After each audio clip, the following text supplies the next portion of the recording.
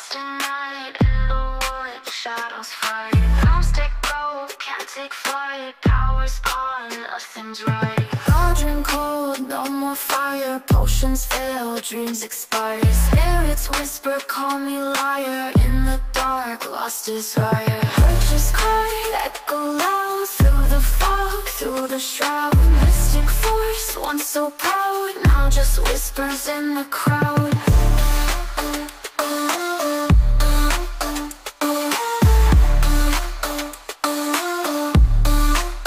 Babalan TV. Hi water signs! Welcome po sa inyong reading. So this is for October the 13th to October the 16th reading. Para po sa mga bago, don't forget to click the subscribe button. Smash the like button. Comment below kung kayo po ay nakaka-resonate. And hit the notification bell. Kung gusto nyo pong sumali sa ating live sessions, doon po yan sa ating kabilang channel, that is Babaylan TV.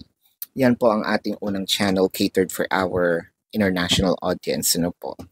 So, nagre-release din po tayo ng mga videos doon. You might want to check on it. Hindi po siya same video ha, ibang video po. So, kung hindi kayo dito nakaka-resonate, baka nandun po ang inyong reading. So, water signs, I want you to know that this is a general reading. You may resonate with the entire reading or you may resonate with some bits and pieces of the reading. Take what's only yours. So, simulan na natin. So, parang ang nagiging istorya nito, paulit-ulit tayong away-bate. Paulit-ulit na lang yung sorry.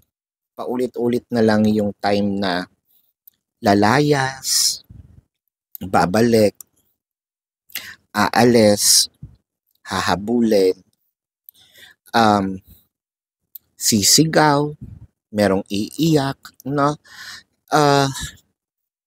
Nakakapagod, nakakaumay actually. Dahil nandito tayo sa part na naging routine, no? Naging routine itong sitwasyon na kanina ang saya-saya. Tapos, bigla na lang, all of a sudden, no, mafe-feel mo na pinagtutulakan ka na naman. You don't know what to do anymore. So parang ang nakikita natin dito, ang nagiging kalaban mo yung sarili mo eh. Bakit? Kasi yung other part of you would love to stay. The other part of you would love to let go. 'Di ba? Mahirap dahil mas pinipili mo yung kasiyahan ng iba kesa sa sarili mong kasiyahan. Kasi kung ikaw lang mag-isa, siguro hindi ka ganito kalungkot, hindi ka ganito kamiserable. Parang paulit-ulit yung pagmamakaawa. Paulit-ulit yung kahit hindi mo kasalanan, yung parang ikaw yung inaako mo na lang. Kahit hindi mo kasalanan, ikaw yung nagsasorry.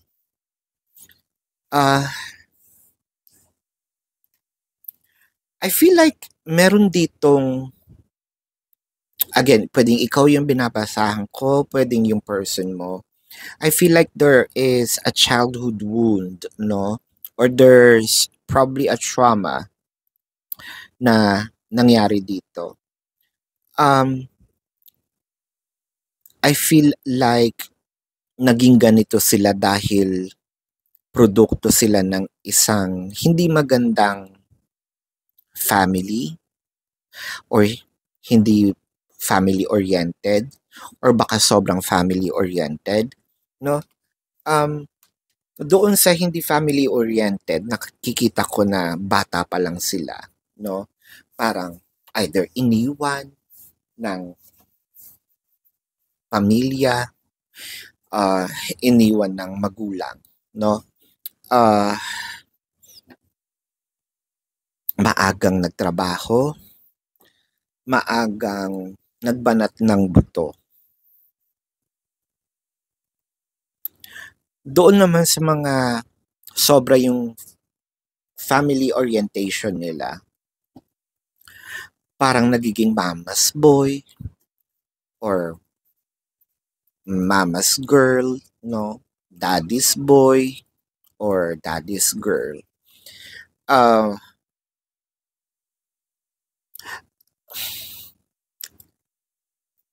Parang ang blame kasi is more of palaging ikaw, no? Ikaw ang may mali, sa'yo nanggagaling itong gulo, to a point na baka naririnig ko nga may nasabi pang malas ka sa buhay ko. Ang sakit dahil bakit mo ko sasabihin ng ganon, di ba? Hindi naman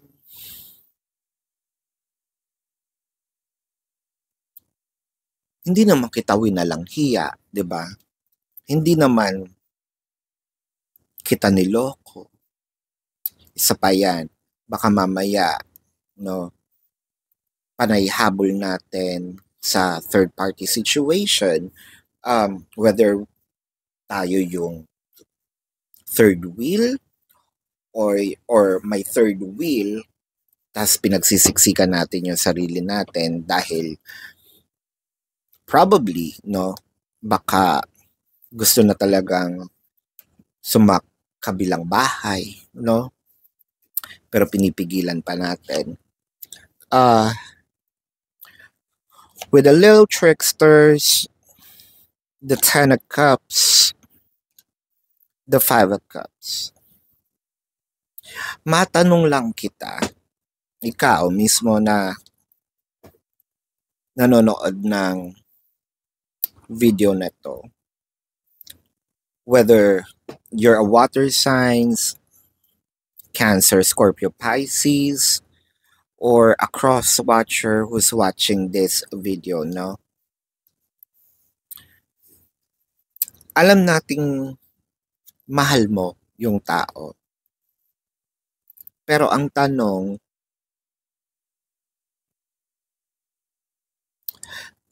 ba or hindi na to tanong kasi meron ka ng idea na hindi ka na ganun kamahal. Masakit, oo. Pero these words just came in right now, yung pagkakasabi kong hindi ka na mahal. Pero kahit hindi ko sabihin, alam kong nararamdaman mo, no? Siguro yung sa'yo, kaya mo sinisave dahil meron kang gustong patunayan, no? Gusto mong patunayan yung hindi ka nagkamali. Siguro ego, no? Ang nakikita ko kasi dito, chances are, kasi nag-invest na rin tayo ng time, ng energy, diba? Ang hirap naman itapon. Ang hirap naman sa walang bahala, lalo na kung hindi rin biro, no? Lalo na kung nag-invest din naman tayo ng literal, no, ng pera. May mga bagay din tayong mga isinaalang-alang, probably our own dreams, our own aspirations, our own happiness, like what I mentioned earlier. Pero ang nakikita ko kasi dito, deep inside tayong dalawa lang naman ngayon ang nag-uusap. Ang dami mong panghihinayang. Ang daming panghihinayang kasi siguro sinasabi mo dito, sana pala nakinig na lang ako, no? Sa mga magulang ko, sa mga taong kala ko kalaban ko dati. The Five of Cups is also clarified by the High Priestess and the Nine of Wands. So, ang nakikita ko dito, medyo closed na or pasarado na, no, itong chapter ng relationship na ito. With the High Priestess in here, para kasing either we are still looking for people who can counsel, no, save the connection. Probably we are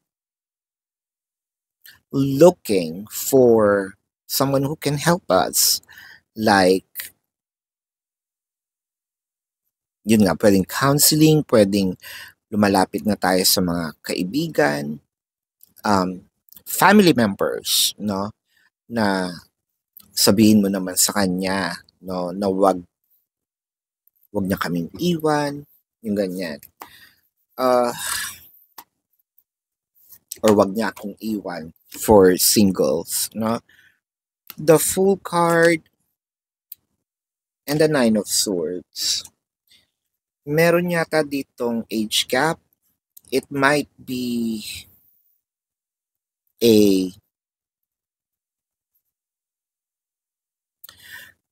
this might gonna be a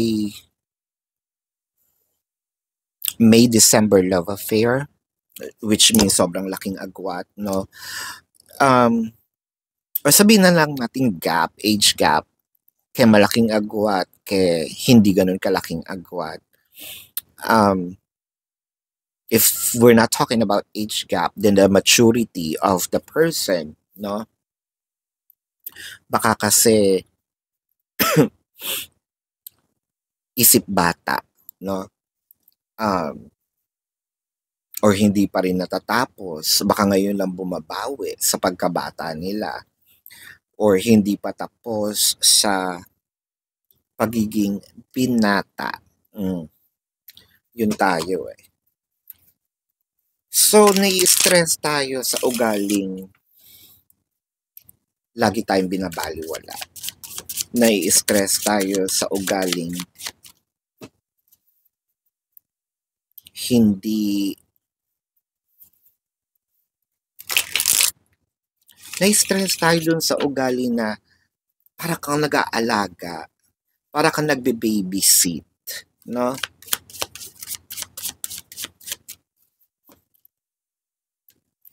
With the Wheel of Fortune, the Two of Swords, and the King of Cups. Talaga bang mahal mo pa siya ng ganun kamahal katulad ng pagmamahal mo dati? Alam kong nababawasan eh. I feel like siguro na paglaruan din yung puso natin at ang isip natin. Siguro masyado tayong either nababrainwash, no, nung tao. Sandali, nangangalay ako eh. Nababrainwash nung tao. Tinanggal ko kasi yung upuan. Sa ganito ako nagsimula 4 years ago, 5 years ago. Mas sanay kasi ko sa dito sa sahig. I'm not sure. No? This could be just the Asians. Anyway, bumalik tayo dito. Parang gusto mo ring bawiin itong mga energies na binibigay mo. Pero paano? Kung ang sinasabi nating energy dito na binibigay mo is monetary or mga bagay, paano niya ibabalik? Alam mong, kumbaga, utang bigay na to eh, no? Nangutang pero the word itself is akin na lang, hingi na pala. Kung time naman, paano? paano ibabalik yung time? One thing's for sure, siguro may mga oras din na hindi mo na pinapansin. May mga oras din na hinahayaan mo na lang. May mga oras din na as if hindi na siya nag-e-exist, no? Basta ikaw, patuloy ka na lang sa buhay mo. Hindi ko sinasabing hindi mo na mahal. Less na yung pagmamahal, pero siguro kasi mas sinisave natin, no? Ang relationship, mas sinisave natin yung akala natin pwede nating isave. The Two of Pentacles and the Seven of Wands. So, you might be strategizing or probably still at this current moment, no? Tama ba na ipagpatuloy ko pa to? Or should I move forward? Pero paano ko gagawin kung halos naubos na ako, no? Naubos na lahat sa akin.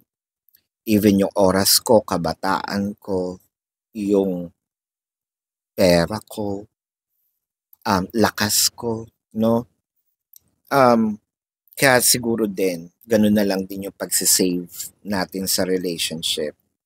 There's nothing wrong with saving the relationship, ha? Pero, di ba sabi nga natin, not all battles are parang dapat ipaglaban.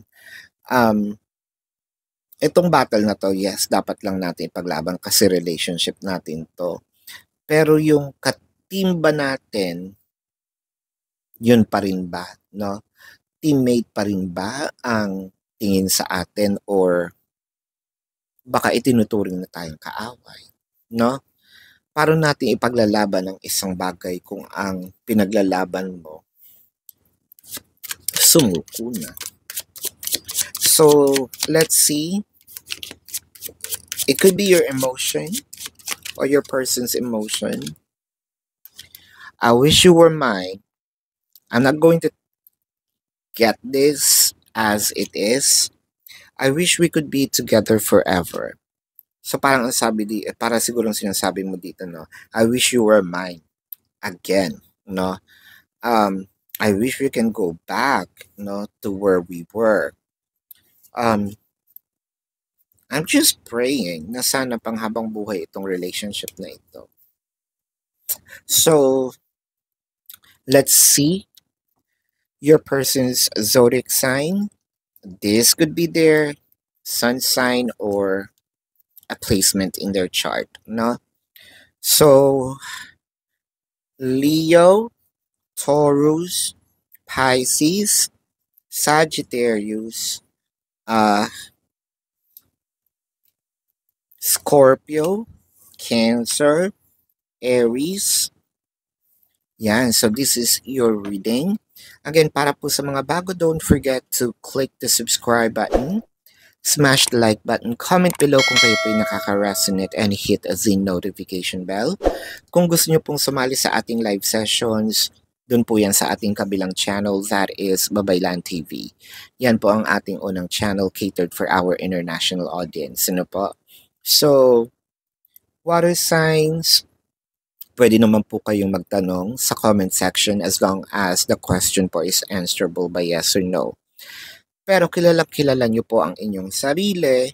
So kung hindi po kayo makakatulog, no, sa yes or no na sagot lang, dumiretso na po kayo dun sa ating description box. There is a link. Click the link. You will be routed to my website. Sa website po, nandun po yung QR codes, question form, name, number for your reference. Ayan. Take advantage of the 4 questions plus 1. And if you want to book a private reading, nandun din po siya, no? Hanapin nyo na lang sa QR codes. Please also follow me to all social media accounts or all social media platforms, no? Dahil meron po tayong Facebook exclusive, TikTok exclusive. Ayan. So, you might wanna check on that, no? So this is your reading. Love and light to you. Namaste. See you po sa susunod na reading. Goodbye.